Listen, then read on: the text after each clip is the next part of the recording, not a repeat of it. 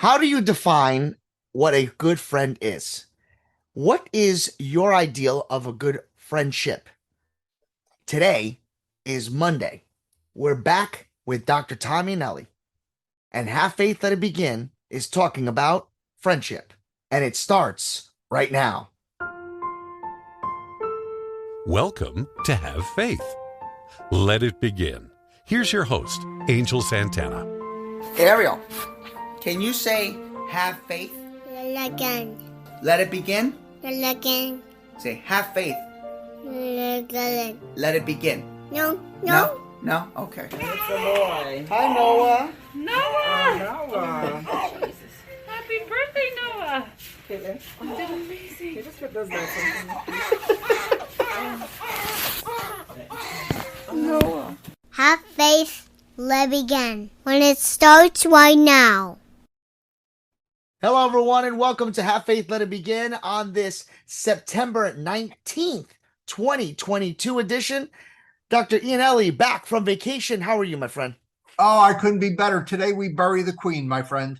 I'm telling you, it's very somber day. I think that's probably why I went with friendship, to be honest with you. We also are piggybacking off of your episode yesterday on the CROC podcast. We encourage everyone to take a look at that. But let's just dive right into it. It's going to be a short and sweet Monday edition. Friendship. What would you define friendship is for you? I almost feel like I'm cheating because I'm looking at my notes from yesterday's podcast on hanging out and how the cancer survivor advice to them on how to get back into the social scene. But I think one of the neatest things that I came up with, or that I advised the cancer survivors to look at, is to actually take stock of what their social life looks like, what their friendships look like, what their acquaintances look like. Don't sell yourself short and commit to a friendship that's really not a friendship. Make sure that the person that you're letting into your life is worthy of your friendship. Make sure they're worthy of you. Make sure that they are a top tier person that you want to have in your life forever, or make sure that they're great, or they make you feel good, or that they're fun. We want to try to get those people that are really awesome and nice, but maybe not a good mix for you. Maybe get them out of your life without, not in a mean way. This is not Mean Girls, right? We're not looking to, start a knife gang. You want to make sure you get those people out of your life that you might pity. You might want to get those people out of your life that are very needy and are taking all of your energy. And you want to take all toxicity out of your life. We all have friends that are toxic or semi-toxic, and, they have their good points, but they really bleed your energy out. And that's really not something that we are going to recommend for you guys. So I think that kind of summarizes my position. What do you think, Angel? I think I want to hone. I think I listen. Everything you just said and touch base on is right on the money. I got my phone ringing in the background, but that's okay. That's live TV. What can you do? So one of the things that I want to touch base on is the fact that when we were younger and we were kids, and I'm talking about high school, so this is good for high school kids. The friends that you have made throughout elementary and you get into middle school and high school, they never really stay with you. Maybe you have one or two. And then once you get out of that high school phase, you're into the college, people kind of separate and they go their separate ways. And you start to get older. And as you get older, you get a little wiser. But along the way, we make mistakes. We find those friends that we think that we can trust. And some of them backstab you. Some of them hurt you. Some of them you fight with. Some of them you ignore. Some of them you get rid of. And then you get in your 30s, and then sometimes you rekindle friendships. You learn from your mistakes, but then you still make new mistakes. I think by the time you get into your 40s and your 50s, you start recognizing exactly where you want your friends to be. For me, I learned in a very late stage in my life that friendship has to deal with just knowing who you are as a person.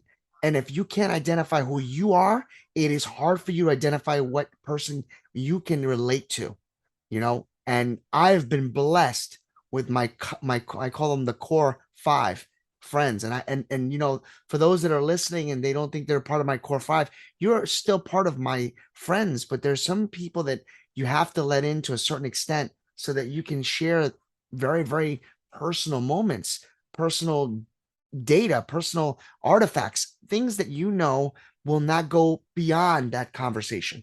And that's how I get very strict with friendships. I think that's great coming from such a young man. I know I've been making mistakes up until even a few years ago, people letting people in that really weren't, good for me or good for my whole, spirit.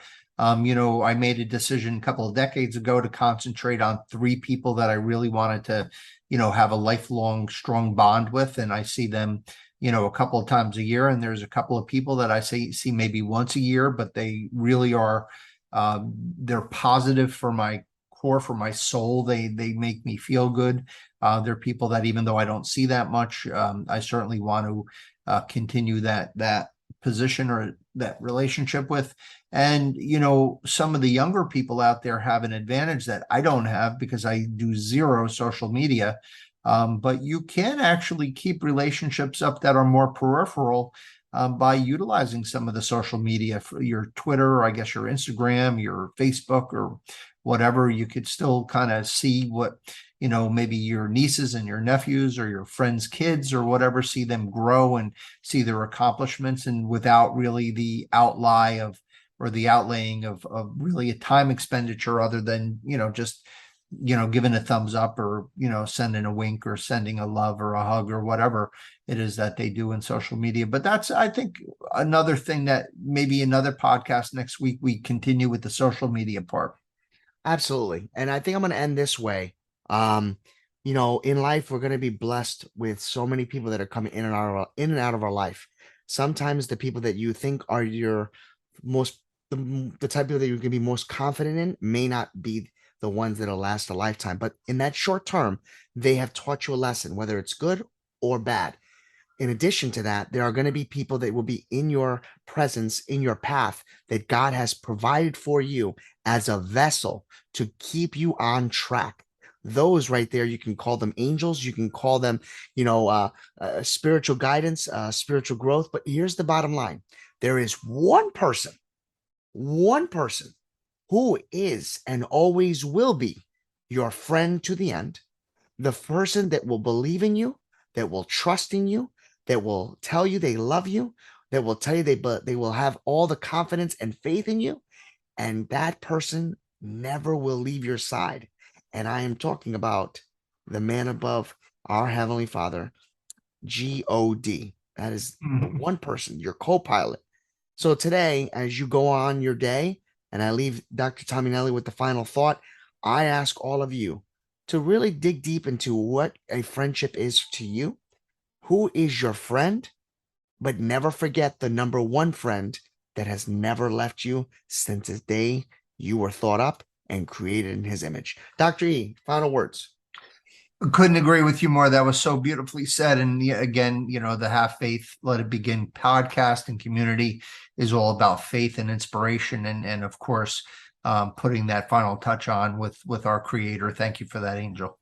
No problem. Listen, everybody, have a great day. Have a great week. Even though it's Monday, Monday doesn't mean it's a bad day. It is only a bad day if you create that bad day in your mind and your spirit. Today is the day that the Lord has made. So rejoice and be glad in it.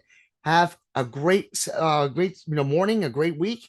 And on behalf of Dr. Tom Eanelli and myself, saying, may God be with you. May he shine his light upon you and grant each and every one of you peace on earth. And never forget, have faith. Let it begin. Thank you for listening to another episode of Have Faith, Let It Begin. That's right, Ariel. We're done with another show. And it's always great to have this show with you, my love. We're going to encourage each and every person to listen to our show every single weekday. That's right. You and I are going to help change the world. Do you think that you can do that for me? Huh? Yeah, you know you can. She does. We want to let you know, and yes, we encourage you to listen to our show each and every weekday. And it's going to be live at 7:30. Make sure you're subscribed to our show. Make sure you get ready, fasten those seatbelts, because Ariel and I and my family are going to bring you a new topic, a new story each and every day, right? Isn't that right, Ariel? Yeah. And she's smiling at me. Guys, enjoy your day.